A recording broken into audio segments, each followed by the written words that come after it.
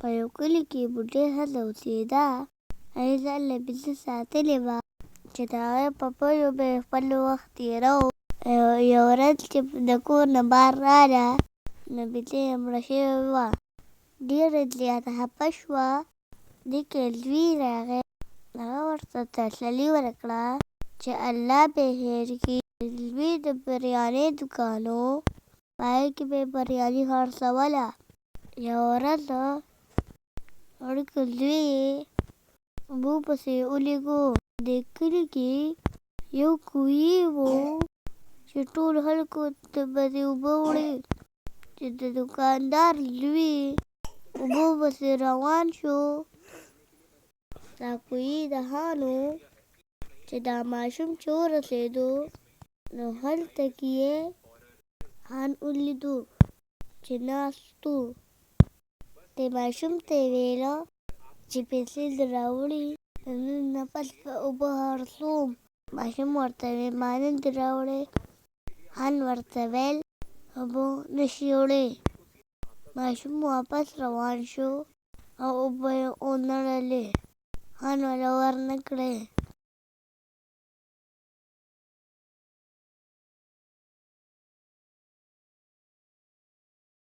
او د پلار خوا ته راغی او پلار ته یې ټوله خبره وکړه. پلار یې ډېر خفه شو او ویې دا خو ټول غریب خلک دي، اوبو سره به څه کوي. بل خوا یوه ښځه به چې خاوند ته یې ویله یا سړیه کور کې اوبه نشته، اوبه راوړه. ټیک ده دا دې راوړمه. سړی روان شو اوبو له، چې هغه کوهي خواله راغی، خو هغه له هم خان اوبه ورنه کړې. خان ورته خبره وکړه چې اوبه به په پیسو درکوم. نو دا سړی ډېر شوم و. خان ته یې ویل چې په پیسو نه اخلمه. کور ته یې اوبه ونه وړلې او تش بالټۍ یې واپس وړو. په لاره کې ورته هغه دوکاندار ورغی. ورته یې ویل چې اوبه یې در نه کړې. ویل چې راځه چې دواړه چې د خان سره خبره وکړو. سړي ورته ویل زمړه چې نه راکوې نه به یې وړو، خپلې کوهي ځان سره سنبال کړي. دوکاندار یوازې روان شو او د کوهي خواله لاړو. دوکاندار د خان سره خبرې کولې دلته د دې د اوبو کوهي څومره قیمت دی چې در یې کړمه او کوهي زما شي.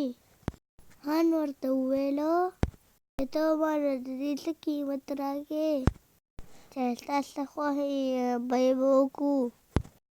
اخره دا چې کوهي ترېنه دوکاندار واخیستو. بل خوا شوم سړی کور سره راغی.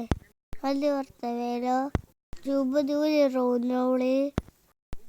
شوم سړي ورته ویل چې اوبه به پیسو ورکوي، هسې اوس نه میلاوېږي. دې خبرې کولې چې دې کې اعلان وشو مهماندارو راځئ او د کوهي نه اوبه وړئ. بریاني ولې دوکاندار واخیستو، اوبه یې مفت دي. په دې سره ټول خلک راجمع شو او دوکاندار خپل زوی سره خبرې کولې او ډېر خوشحاله و چې خلک به راته ډېره دوا کوي. او خلک په منډه منډه را روان وو.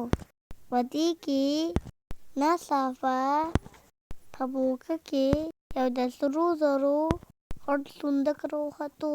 خلکو چیغې کړې. مالک ته یې اواز وکړو چې راشي. د صندوق پکې راوختو. مالک ورته وویل دې ښار راوړه او دا پر ټولو غریبو خلکو تقسیم کا.